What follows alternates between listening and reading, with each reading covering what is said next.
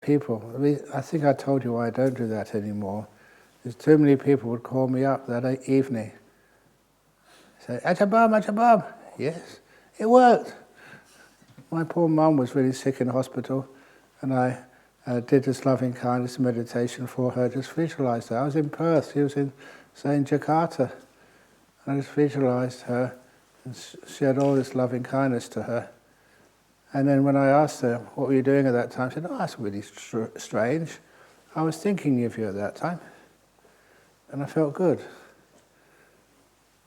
Just like those cases where, like somebody dies or gets sick.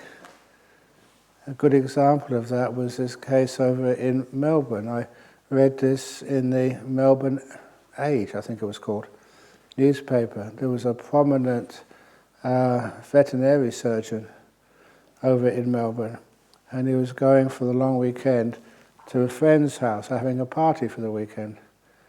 And then halfway on the journey, he didn't know why. He was overcome with all this emotion. He started crying, he started weeping.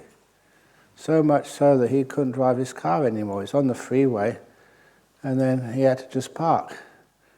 He couldn't see, there's so many tears coming out of his eyes, and he couldn't understand why. What's going on?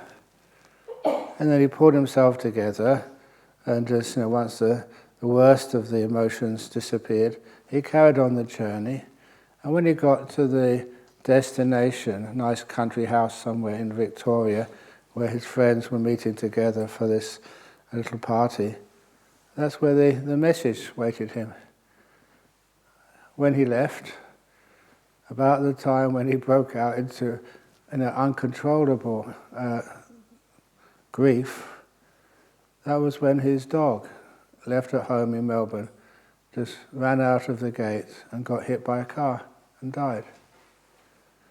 And even though that was maybe 60, 80 kilometers away, and he had no idea what was going on, but still he could feel that enormous emotion.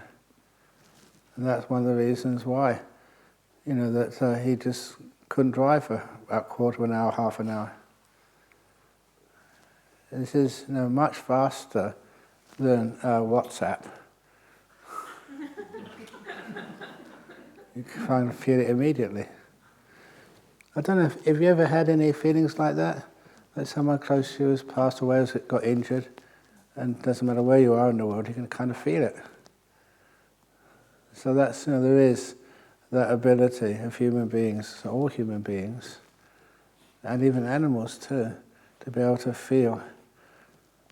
One of the other stories was there was a gentleman who was who worked for a zoo, like a travelling zoo, and he was looking after the elephant transport.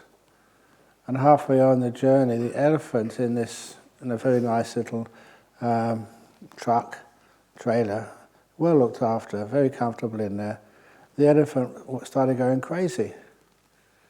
Was jumping up and down, making a loud noise. And so they stopped and tried to think, what's wrong with the elephant? And they found out that was the moment where the elephant's main trainer, who wasn't in this group of people, had a heart attack. And the elephant knew it straight away. No one knew why. But then the elephant knows. They formed a bond with this human being. And when the human being had a heart attack, the elephant knew. Even though it was about many hundreds of kilometers away. These were like stories, and people said, no, look, don't doubt them, they're real, they actually happen. So it's the ability of human beings, especially through kindness, through loving kindness especially, to be able to communicate with one another. Not sort of consciously, but very much unconsciously, something's gone wrong and you know it. And sometimes that's why you give a call and they say that, yes, Dad's had an accident, or your brother's just got found to be sick. And I think many of you, I hope, have actually experienced that, because it shows you the connections we have together.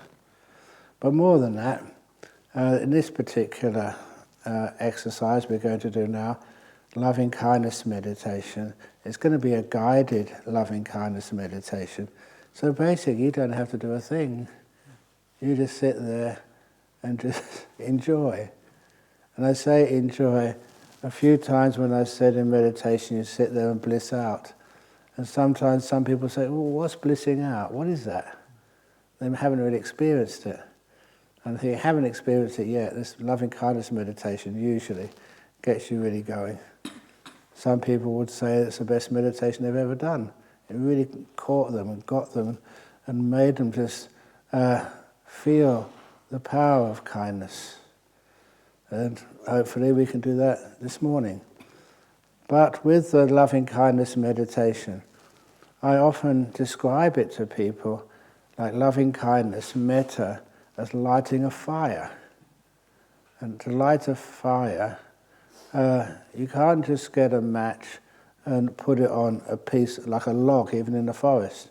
The log is damp, and it's hard to catch the light or to take the flame.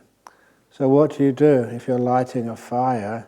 You start, with something which easily takes the fire, like a piece of paper. If you light a match and light it on the piece of paper, it takes the flame straight away. Even sometimes you use fire lighters.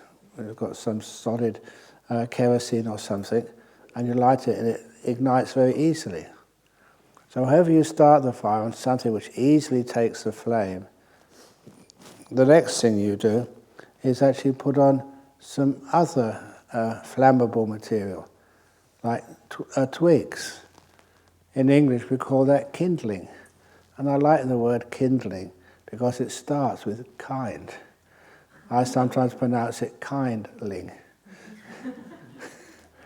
And once little twigs start burning, you put other twigs, and then slightly bigger pieces of wood. And you increase the size of the wood more and more until you have logs of wood on the fire. And they take the flame. And then from the logs of wood which you put on the fire, it takes a little bit longer to actually to burn off, or not burn off, but evaporate all the moisture in that log. But soon it gets dry enough that starts burning as well. And once that starts burning, it's amazing. You can put on really sappy pieces of wood on the fire, which you thought would never ever take the flame. But they dry out very quickly because the fire is very hot, and they start burning as well. And little by little you take these bigger pieces of wood and almost anything you can put on that fire, and it burns. Except, of course, people in jhana. No matter how hot they would never take the flame. But that aside, pieces of wood and other things, that's really, really powerful. And that's precisely what we do in this loving kindness meditation. So I'm going to lead you in that, but to start with, we do just an ordinary bit of meditation to begin with, just for the first 10 minutes.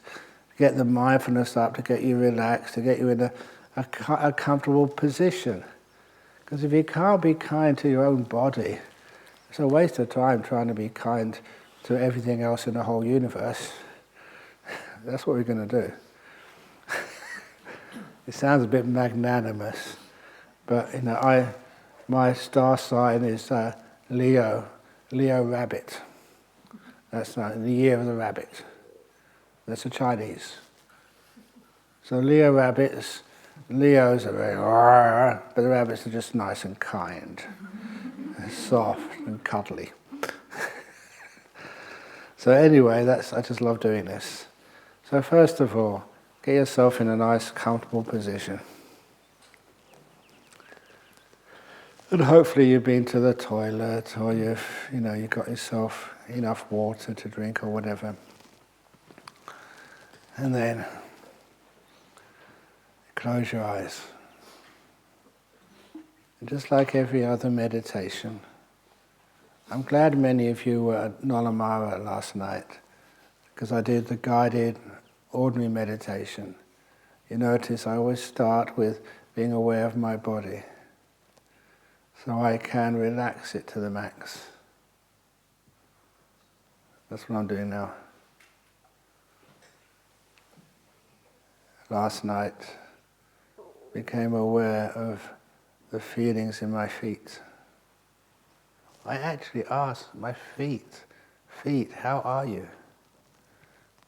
And I always get a good answer. Sometimes the feet say, no, Ajahn Brahm, you should move your toe, because I don't know why I must have big toes or something, but they get squashed sometimes under the calf muscles. So now I can just adjust them slightly. Oh yeah, that's it. I'm not making these words up. It's just describing what I'm feeling. And I become aware of that sensation, that feeling of feet. It's a particular type of feeling when I look at my feet, or rather am mindful of my feet, then I know that's my feet. I can recognize that feeling. It's so different than any other feeling in my body. My hands don't feel the same as that. This is a sensation specific to my feet. And because I know it such a long time, I know if my feet are comfortable or not. If they're not comfortable, if they've been bruised, say, or strained, then I can know that feeling. And I have to do something about it. That's the kindness. What I usually do is either change my position, just alter it just slightly, or I just give it loving kindness. These are my feet. I've known them for such a long time. They're like best of friends. It's like you have a brother or a sister. You've known each other for years. And so you're kind to each other. Oh my goodness. Sorry, but sometimes when I do this, it really works.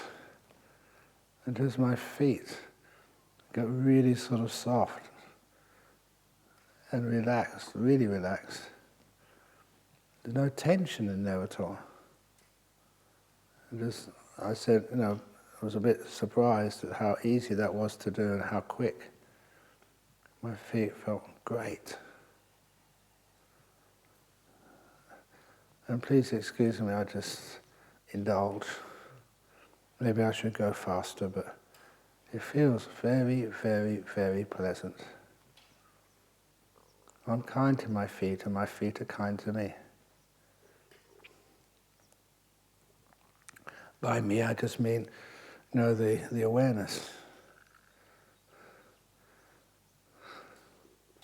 If I have any scratch or itch or bruise on my feet, this is where it heals really fast. You can almost feel like energy just going in there and taking all the waste products out and bringing all the healthy tissues and blood and other stuff which make up my body. And then I have to move. So I'll go up to my ankles now. I just go slowly up. When I get to my ankles, there's what I call ankle feeling. It's really weird words, but how many types of pain or pleasure can you feel on your surface of your body? We don't have that many words. How many types of pain, ache, tension, tightness, weakness, or whatever? So I'm going to have to start a dictionary one day of words of meditative pleasure. And then when I'm aware of my ankles, they start to really relax as well. It's like they too, like are sinking into this beautiful, soft, warm, easy, like satin covered cotton.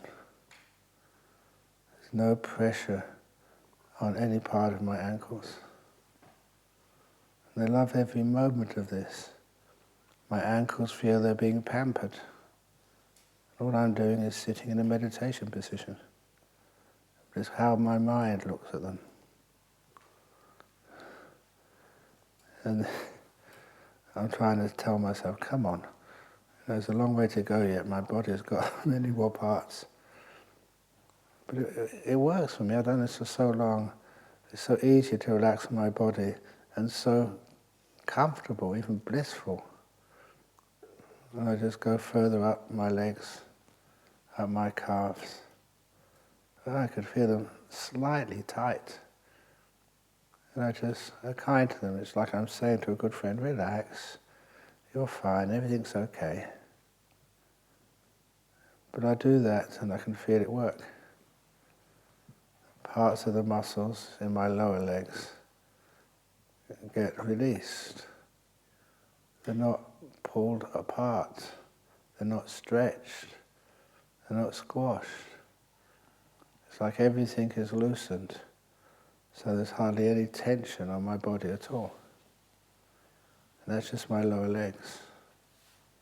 I get to my knees. How do your knees feel right now? Don't try and name the sensations. That's just too complicated to name. I can't name them. But I know them. And those feelings in my knees, they are totally separate from feelings in other joints like my elbows or wrists. Like knee feeling. And I can feel that I can relax them. Like loosen them all. Open up all the valves. Loosen any tightness or tension.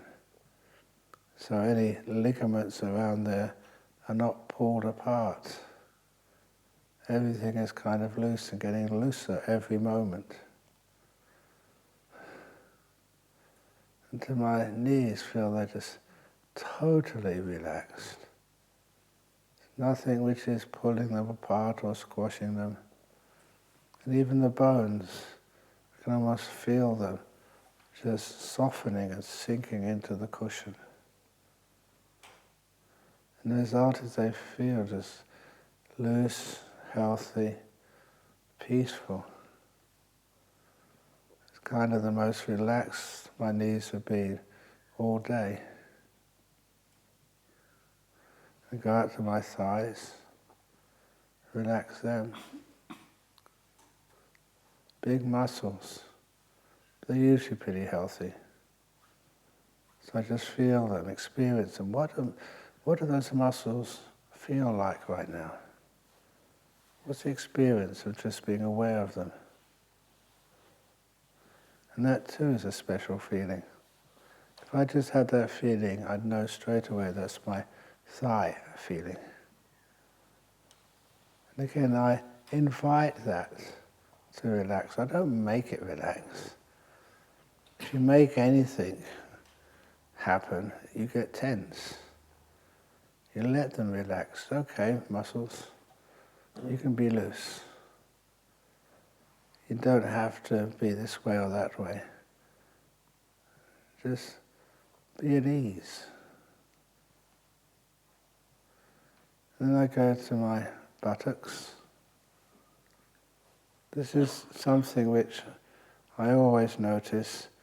There's always that feeling there when I'm sitting, on the cushion.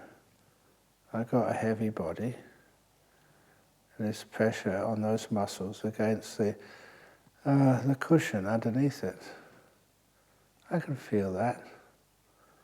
But one thing which I know from insight is if I keep that feeling even, so it doesn't get better, doesn't get worse, it kind of stays, the same feeling. After a while, the body sensation of touch turns off. It's like nothing's happening there, which means, there's nothing to stimulate the brain to notice it. So after a while of sitting like this, that feeling in my buttocks vanishes. And that is all calm and peaceful.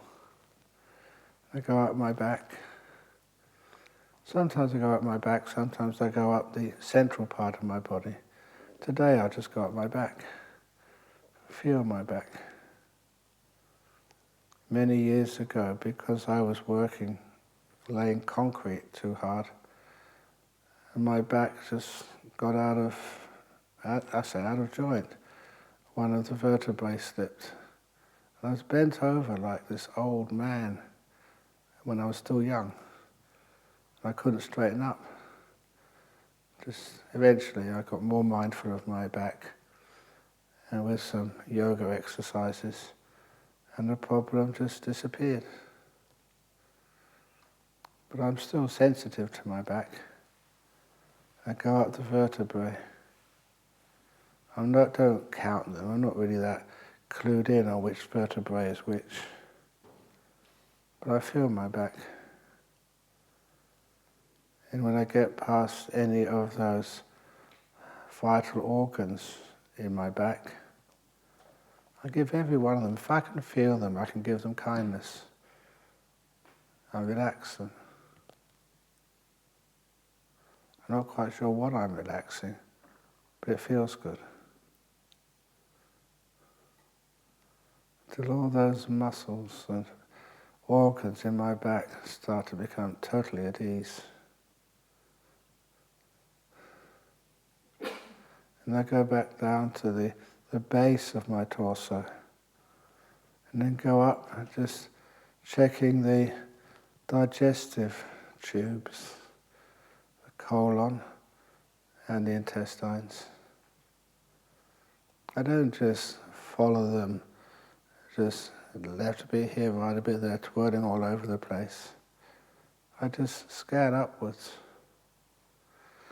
If I pick up anything, I can pick up a little bit of tension in the top of my colon. Please excuse me, but I can understand that that's some toast from this morning, the breakfast. I can feel it there. I just stay there with kindness to the whole body in the process. Just how the body digests things. Giving it kindness and confidence, then any irritating feelings vanish. I go further up to my stomach.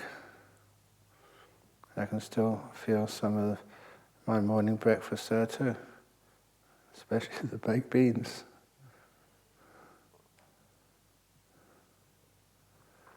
The more you practice this, the more sensitive you become. You feel what's going on in your body, and you're giving it kindness. It helps the digestion. And you go further up to the lungs. I said last night, sometimes I have some hay fever. That's what I inherited from my father, who had asthma. I don't have asthma, but I can feel sometimes some difficulty for my lungs to breathe because of hay fever.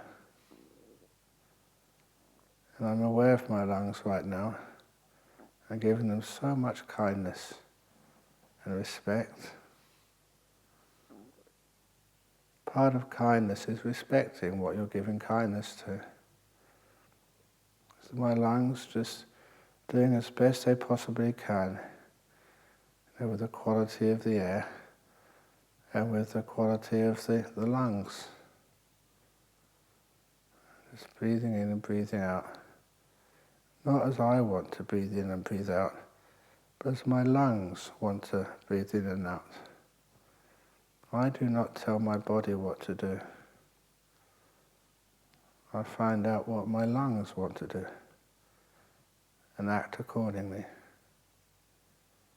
That's kind of kindness. My lungs have been breathing in and out even when I'm fast asleep. They know how to breathe. I don't need to tell them. And the breath gets very, very calm. We go from there to my heart. I can't really feel sort of the heart in the same way I can feel the lungs. But nevertheless, our whole region there, where that big pump is, I give that kindness. Everything around there, it's not just the parts of the pump, but all the veins and the arteries which join everything together. May you all be happy and well. When you relax things, everything flows smoothly. And then I get eventually up to my shoulders. And, oh yeah, I can feel they're tight at the moment. That's kind of a surprise for me because the whole rest of my body is really loose. I don't know how your shoulders feel.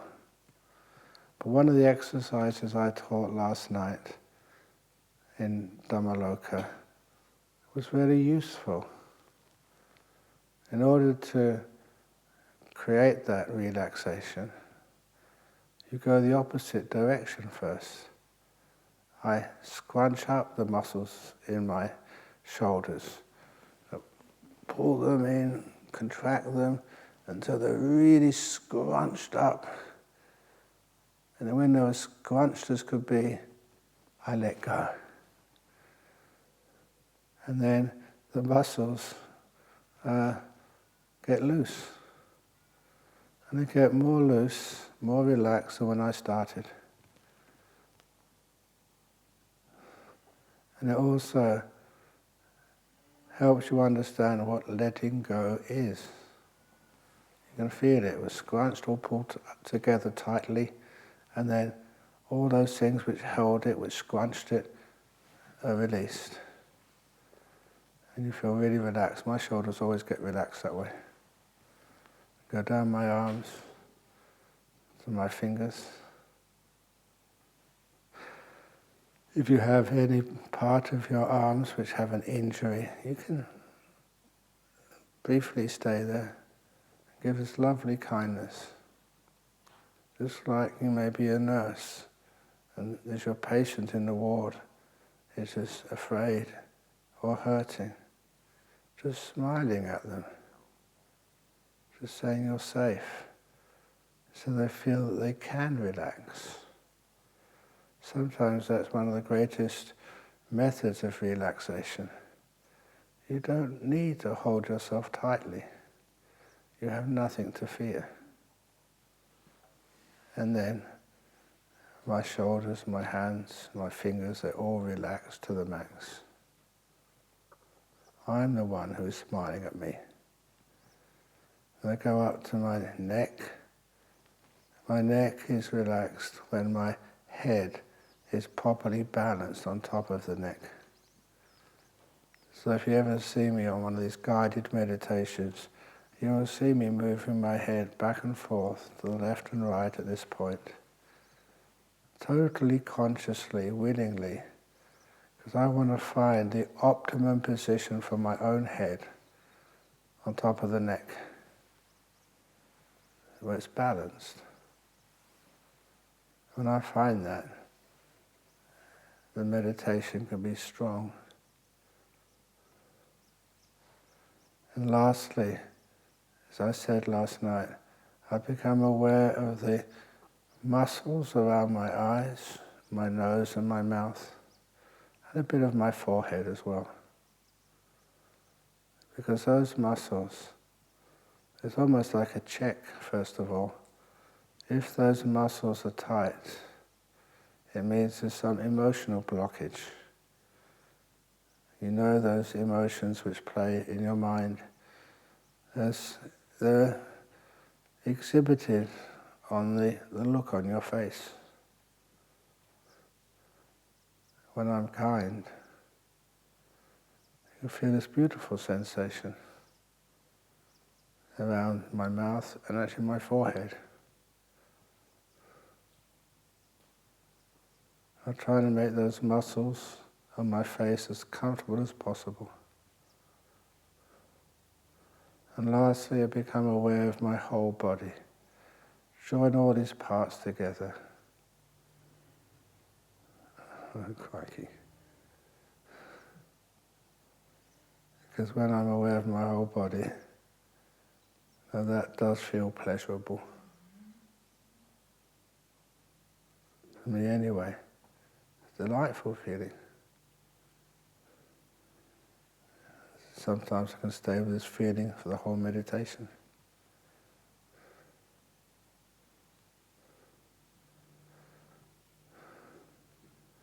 But now, that's the preparation for loving kindness meditation. Your body is at ease. Your mindfulness will be in this moment. It'll be reasonably clear, relaxed, at ease. So I now start the loving kindness. I say, I need an object which easily takes the flame of kindness. And the object I've chosen, I've done this for years. I just imagine, again using my imagination, I imagine just walking, so in some part of the world, some building complex, and I can hear a sound. It's a sound of what I recognize an animal in distress. I'm not afraid the animal might attack me or anything. It sounds in pain. I don't know, my training or just what I've done all these years. You feel, maybe I can help. That's how you feel. You can't ignore it. And I listen more clearly, more carefully. And that sound, it sounds like a young animal, a puppy or a kitten or something. And so I follow the sound to get closer and closer. I can't see a face. All I can see is some dark corner of an old building. That's where it's coming from. And as I get closer, it sounds like a little kitten. Why is it alone? Why is it hiding? I imagine that that's abandoned for one reason or another, and I don't know, I probably never will know. That little kitten has got no mother, no one to look after it. It must be so hungry and just so afraid. A little being who doesn't know how to protect itself in this world. It was hungry, starving, and thirsty. And I arouse my loving kindness inside. And I just kind of think of my loving kindness as these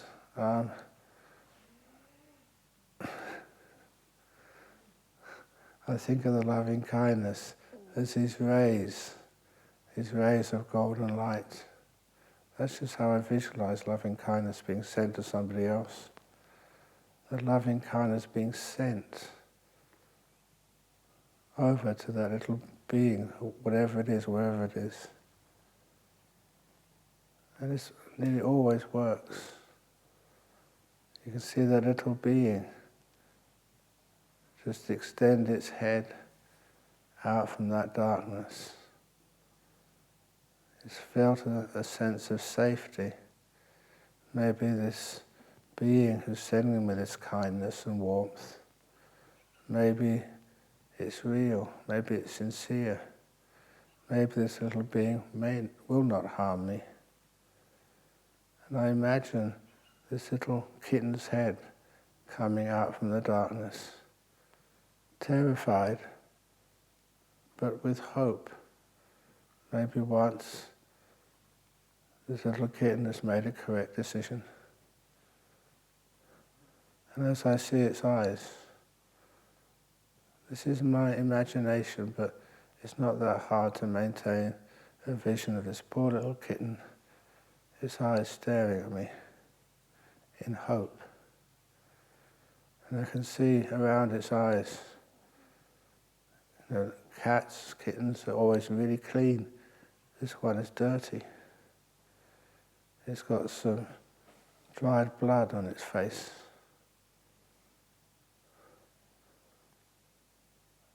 And I say to this little kitten, dear little being, I don't know how other beings in this world have treated you, but I will always give you kindness and protection.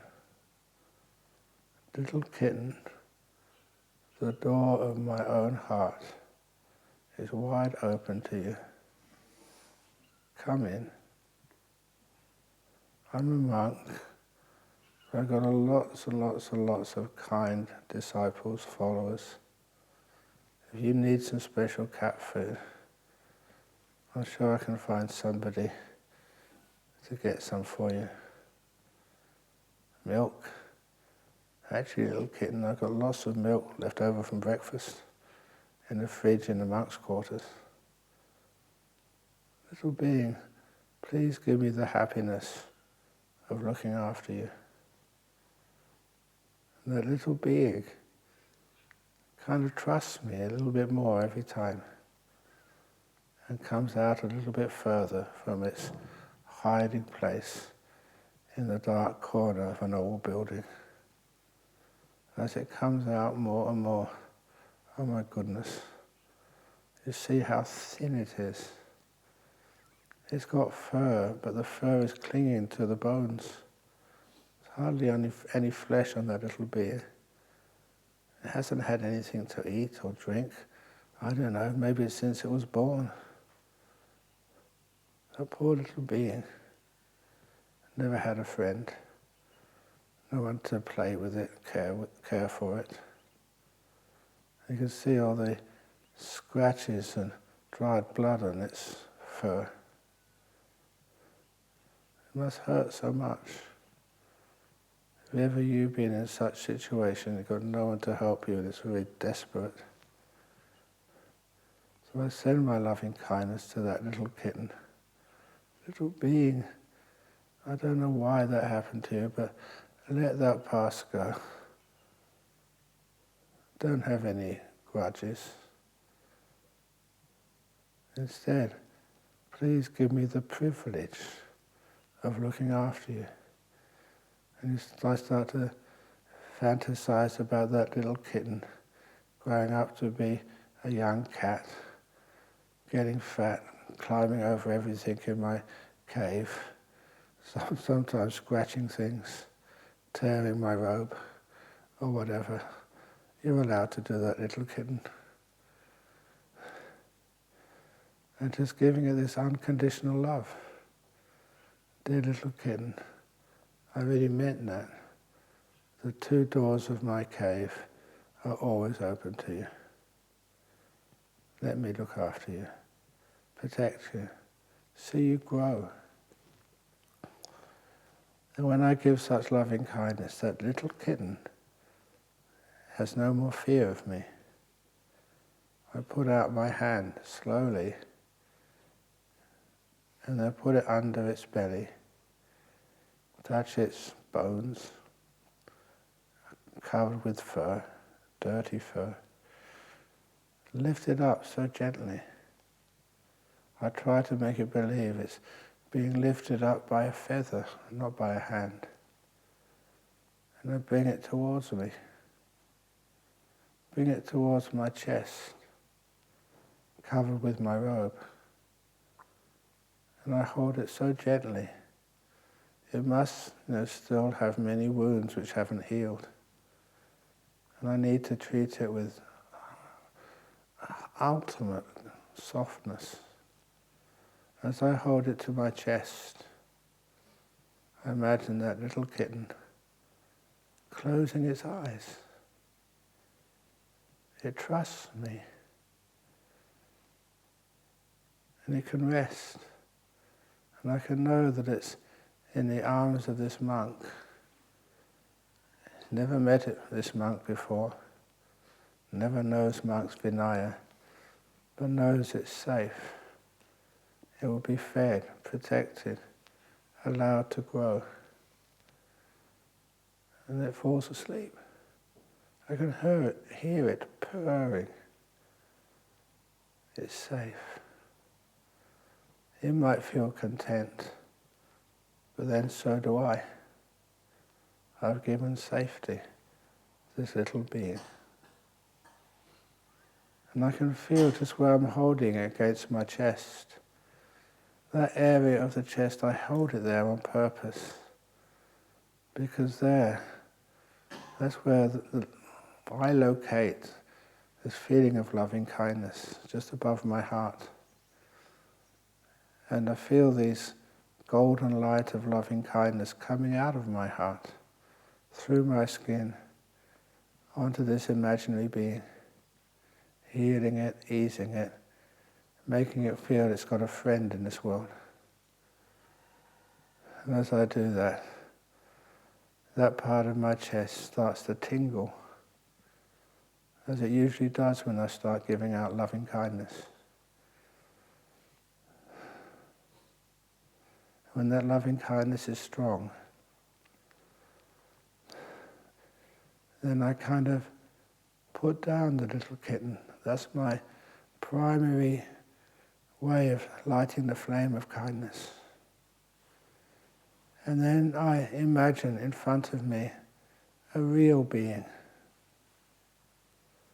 a being who is suffering, a good friend.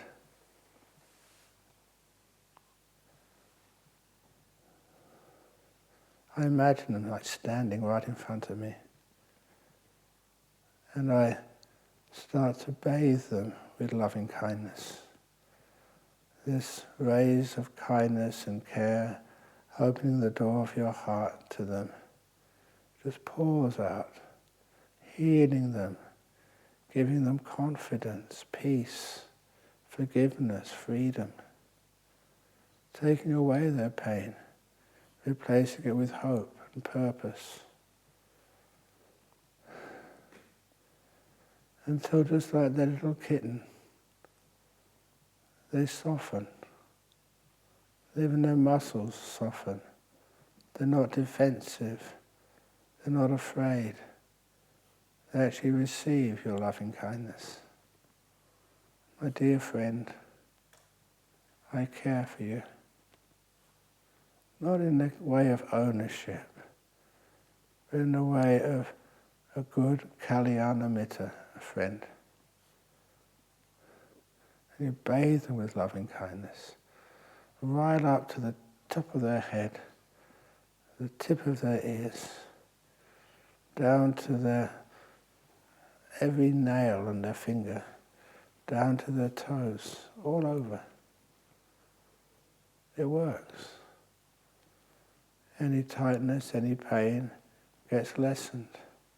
Any sickness gets healed. Any emotional pain gets lifted. This is to one of your best friends, closest companions. And then you take it further. Without opening your eyes, each one of you, without opening your eyes, imagine all the people in this room, all the people you spent the last 7, 8 days with, 9 days, I don't know. And they're just like you. They have their disappointments, their pains, their aches, their sicknesses. Not everybody has easy meditations, but you care for your friends in this retreat life. You sat opposite so many of these people at lunchtime and breakfast. You'll be traveling back with them when you go back to your home countries. new friends, but friendships which are built with loving kindness. Each one of you, no matter who you are, I care for you. It's not just a word, that's a meaning. You can imagine this beautiful light of loving kindness which gets stronger the more you give out, the more you have to give. I just bathed my little kitten, this good friend, and now you, the more I pour out from my heart, the stronger that tingling. It's as if the source of that energy gets greater, like a well which can never be run dry. And imagine each one of you. And imagine these beams of light coming out of my chest into each one of yours. And from your heart into the one sitting next to you, and the one behind you, and to me, and to the two monks sitting next to me, and to the nun, and to all beings. And it just fills this room up with this golden light of loving kindness. And you're bathing in it. And it's real. You can kind of feel it. You're loved in the most selfless, unconditional way. All these people are caring for you. And it's a great gift, a great privilege to be able to care for someone selflessly. The door of our hearts are open to one another. How does that feel for you? You're being zapped with all these people in this room giving you loving kindness. It's real. You enjoy that. It's allowable to enjoy these noble emotions. But then, soon, with so many people filling this room with loving kindness, I always like to feel that the walls cannot hold it anymore. It goes through the walls, goes through the roof. It goes to all the other beings here in Jhana Grove, the birds in the air, the little worms who crawl on the ground, my little Dugite friend, the snake who's hibernating, and all of the birds in the trees, the black cockatoos, the galahs, every bird. Even saw a few parrots over here. May all these beings know that we are your friend. We care for you. You don't have to fear. You have a home. May all the beings in Jhana Grove, the cook who cooks for you the last few days, amazing guy, and all the caretakers, everybody else who makes this retreat center happen. We care for you. The door of our heart will always be open to you, like you open your door to us. And now it really starts getting uncontainable, the loving kindness.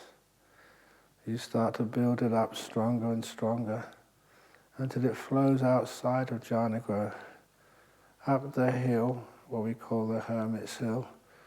There's many monks up there, and Amanda's as well.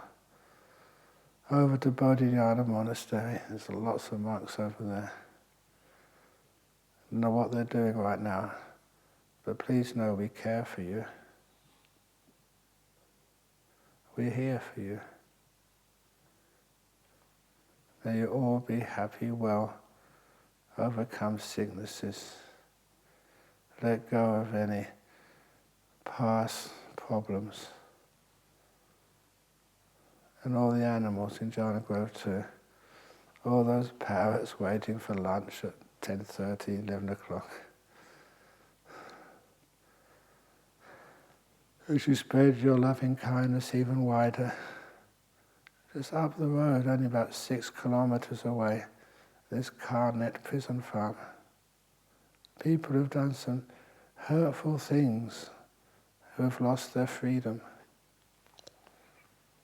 May you never think that you are diminished or a lesser person because of that mistake.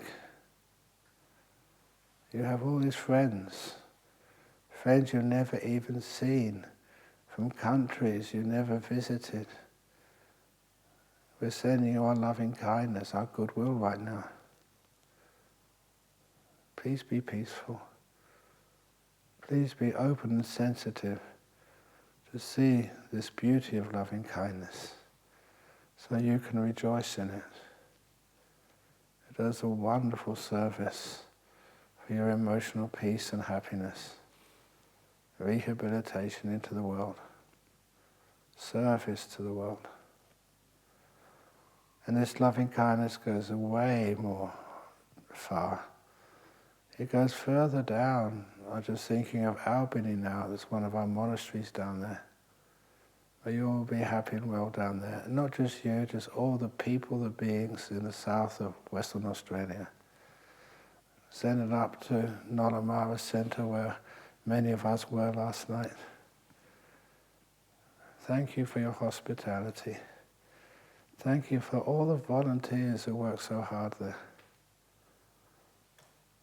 May you all be happy and well as you spend this loving kindness like rays of golden light bathing the whole of the city of Perth. And the further you send it, the more unstoppable it comes. Now it starts going north, right to the far north of Western Australia. There may not be many humans there, but there's lots of wonderful animals. Over into the oceans, where all the whales and the dolphins. May you all be happy and well too. We care for you. Sometimes you're like my little kitten. All you need is some friendship, safety. And then it goes even further. The closest lands to Australia is Indonesia. You are our neighbours. And I was always taught to look after your neighbour. Even when my first neighbour was in a block of flats, little apartments, I always looked after them.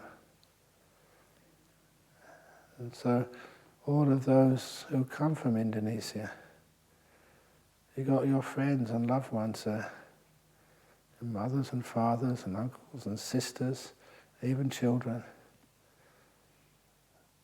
Imagine them right now, what they might be doing.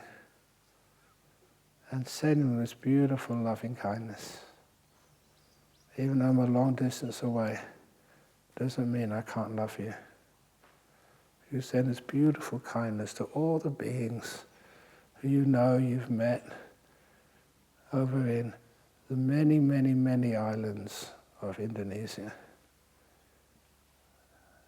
And it's not going to stop there. It's going to go up to Malaysia, Thailand, and eventually up to Hong Kong. That's where many of you are from. Imagine what Hong Kong is like now, and your loved ones and friends. What are they doing right now? Choose a couple of them and just bathe them with loving kindness. They're almost like dripping with your loving kindness which you've sent to them. Especially some maybe your old relations. We care for you. It's not just a word. It's a truth. Imagine how that feels when they can perceive that. And then you don't stop there. Over into mainland China, into Korea, Taiwan, I don't know what else is over there, all the islands, all the land in Southeast and East Asia, including India, Sri Lanka. May all beings, no matter what race or caste or gender. May they all be at peace and in harmony, feeling friendship with even the animals, and the birds in the air and the insects and all beings. And then you send it even further. I was born in UK. It's a long way. Still have a brother and nieces and nephews. May all the beings in UK be at peace, happy, free. In Europe, in Africa, in US, Canada, I spread this loving kindness over the whole globe. I imagine it like a blanket of kindness, forgiveness and care, which is keeping everybody on this planet warm, not just people. And I don't care who you are, what you've done. I still care for you. May all beings in the air, walking on the ground, or in the earth, or in the waters, may you all be at peace and happy, and walk, swim, fly gently in this life. Spread this loving kindness over the whole world. And then I remember there's one being which I've left out. It's the being who bears my own name. You, me. So I now imagine myself standing in front of a full-length mirror, looking at this old monk. And I imagine saying to myself, me, Ajahn Brahm, I care for you. The door of my own heart is open to myself, open to me. Come in. I will never be hard on myself again. I'll be forgiving, understanding, caring. Once there's that care, then we can have forgiveness. Then we can have growth. It's a story which the Buddha used to mention in Vinaya. When you acknowledge any faults, forgive them and learn, that's called growth in the spiritual path. So I give all the loving kindness to this own body and mind. And then I'm at peace.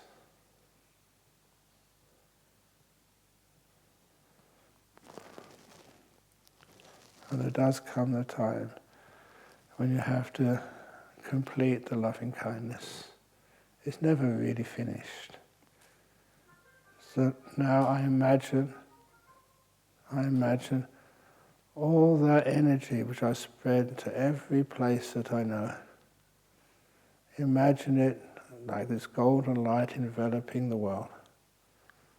And I bring in the light, like I contract it, but I leave the warmth out there in the world. And the light comes back from the furthest corners of the world into Asia, into Australia, into Perth, into Serpentine, into Jhana Grove. It's like zooming it in. And as it comes closer to me, it gets more and more intense, until when it comes into my own body, I imagine this intense ball of loving kindness energy, and I allow it to hover over my heart. I imagine my heart like a white lotus, fully open, and this golden energy just hovering a centimetre above that lotus. And the lotus petals closing so gently around this loving kindness, to preserve it inside of me, to be used at the next occasion. How do you feel?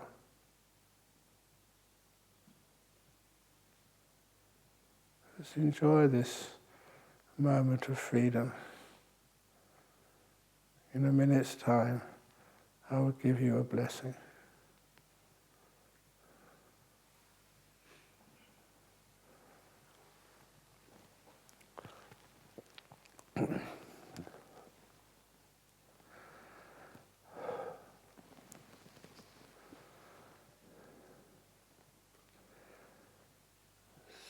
Sabaroga vinimuto Sabasanta pavajito Sabaveramati gando nibuto chatuang bhava Sabitiyo viva chantu sabarogo vinasatu mate bhavan vantarayo sukhi digayugo bhava Apivadan hasiritsanicang Utapachalino Chataro Dhammavatanti Ayuvano Sukhang Balang. Sadhu, sadhu, sadhu. Whew. So that's the loving kindness meditation. I don't know about you, but I really get into it. Now, what am I supposed to do next? Okay. So that's over by the stupa? Yeah. Okay. So when you're ready, we'll see you out there.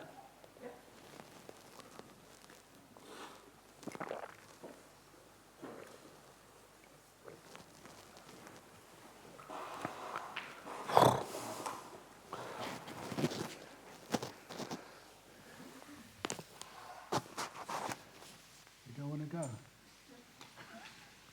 Okay, let's do some bad. Yeah.